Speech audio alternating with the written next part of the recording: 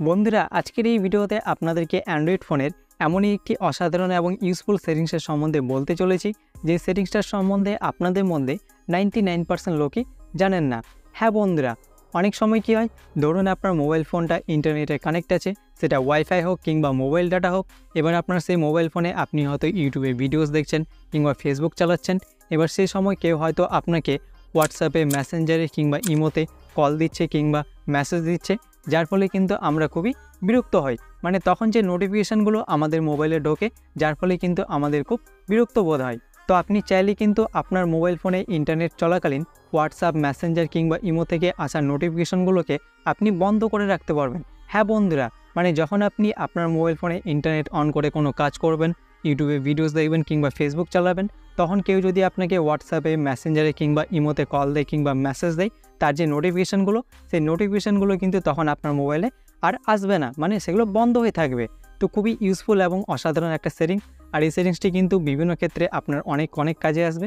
তো সেটিংসটি কী এবং কীভাবে আপনার মোবাইল ফোনে আপনি করবেন, তো চলুন সেটা আপনাদেরকে দেখিয়ে দিই। তো সবার প্রথমে আপনি কী করবেন, আপনার মোবাইল ফোনটিকে আপনি আগে হাতে নেবেন, ঠিক আছে।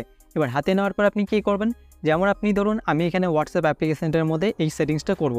মানে আমার মোবাইল ফোনে আমি যখন ইন্টারনেটে কোনো কাজ করব, তখন হোয়াটসঅ্যাপে কেউ যদি আমাকে কল দেয় কিংবা মেসেজ দেয়, তাহলে তার যে নোটিফিকেশানটা, সেই নোটিফিকেশানটা তখন যাতে আমার মোবাইলে না ঢোকে। তো আমি কী করব, আমি সিম্পলি এখানে হোয়াটসঅ্যাপ অ্যাপ্লিকেশনটার উপরে চাপ দিয়ে ধরে রাখবো। তো আপনি যেই অ্যাপ্লিকেশনের মধ্যে এই সেটিংসটা করবেন, মানে ইন্টারনেটে যখন আপনার মোবাইল ফোনে আপনি কোনো কাজ করবেন, তখন যেই অ্যাপ্লিকেশনের নোটিফিকেশানটাকে আপনি বন্ধ করে রাখবেন, মানে অফ করে রাখবেন, তো সেই অ্যাপ্লিকেশনটার উপর আপনি সিম্পলি এখানে চাপ দিয়ে ধরে রাখবেন। আপনাদেরকে আমি এখানে একটা অ্যাপ্লিকেশনের মধ্যে সেটিংসটা করে দেখিয়ে দিচ্ছি। ঠিক একইভাবে কিন্তু আপনারা চাইলে আপনাদের হিসাব মতো প্রত্যেকটা অ্যাপ্লিকেশনের মধ্যে কিন্তু ঠিক একইভাবে আপনি সেটিংসটা করে নিতে পারবেন, ঠিক আছে। তো এবার চাপ দিয়ে ধরে রাখার পর আপনি কী করবেন, দেখতে পাচ্ছেন আপনার সামনে এখানে কতগুলো অপশন চলে আসবে। এবার এখানে আপনি একটা অপশন পেয়ে যাবেন, দেখতে পাচ্ছেন অ্যাপ ইনফো। আপনি সিম্পলি এর উপরে এখানে ক্লিক করবেন।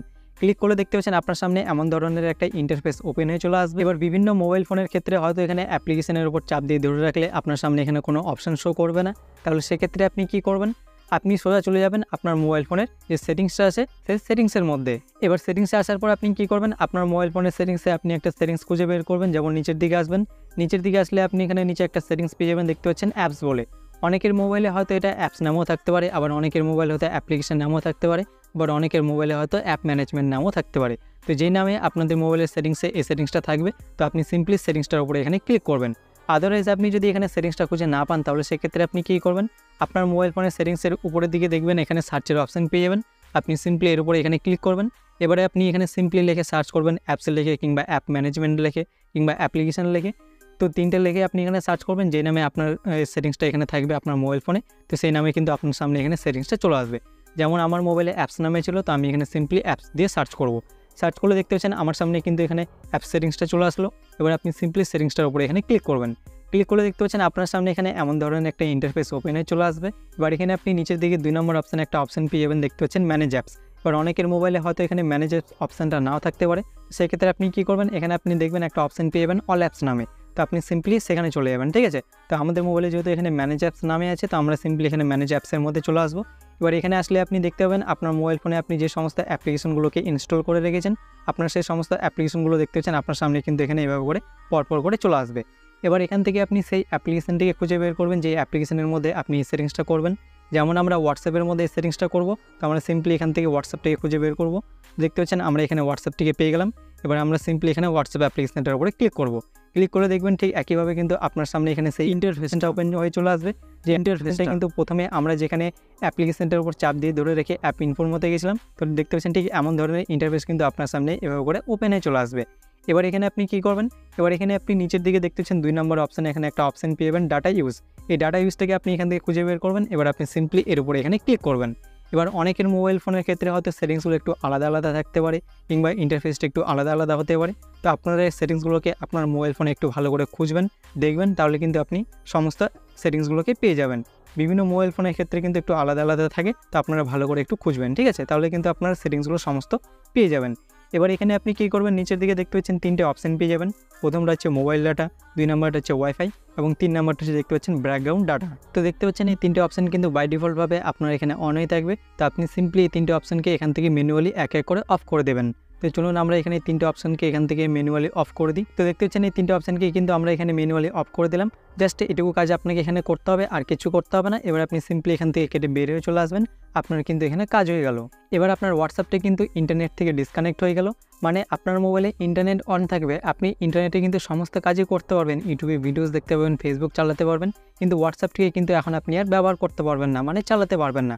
মানে হোয়াটসঅ্যাপে কেউ যদি এখন আপনাকে কল দেয় কিংবা মেসেজ দেয়, তাহলে তার যে নোটিফিকেশানটা, সেই নোটিফিকেশানটা কিন্তু এখন আপনার মোবাইলে আর আসবে না। এমনকি আপনি এখন হোয়াটসঅ্যাপের মাধ্যমে কাউকে যদি মেসেজ দেন কিংবা কল দেন, তাহলে কিন্তু সেটাও তার কাছে কিন্তু এখন আর যাবে না। হ্যাঁ বন্ধুরা, যেমন আপনাদেরকে আমি এখানে প্র্যাকটিক্যালি দেখাচ্ছি। এখানে দেখতে পাচ্ছেন আমি চলে আসলাম আমার হোয়াটসঅ্যাপের মধ্যে। আসার পর দেখতে পাচ্ছেন আমি এখানে হোয়াটসঅ্যাপে কাউকে এখানে একটা মেসেজ করলাম, তো দেখতে পাচ্ছেন মেসেজটা কিন্তু এখানে সেন্ড হচ্ছে না, মেসেজটা কিন্তু এখানে আটকে গেছে। কিন্তু দেখতে পাচ্ছেন আমার মোবাইলে কিন্তু এখানে দেখতে পাচ্ছেন ইন্টারনেট অন আছে, ইন্টারনেট অন আছে, কিন্তু দেখতে পাচ্ছেন এখানে মেসেজটা কিন্তু হোয়াটসঅ্যাপে আর তার কাছে কিন্তু সেন্ড হচ্ছে না, মানে যাচ্ছে না। তো খুবই অসাধারণ এবং ইউজফুল একটা সেটিংস। তো এই সেটিংসটা আপনারা অবশ্যই শিখে রাখবেন, ভবিষ্যতে কিন্তু আপনাদের এই সেটিংসটা অনেক কাজে আসবে। এবার এখানে কথা হচ্ছে যে এটিকে আপনি আবার আগের মতো করবেন কীভাবে।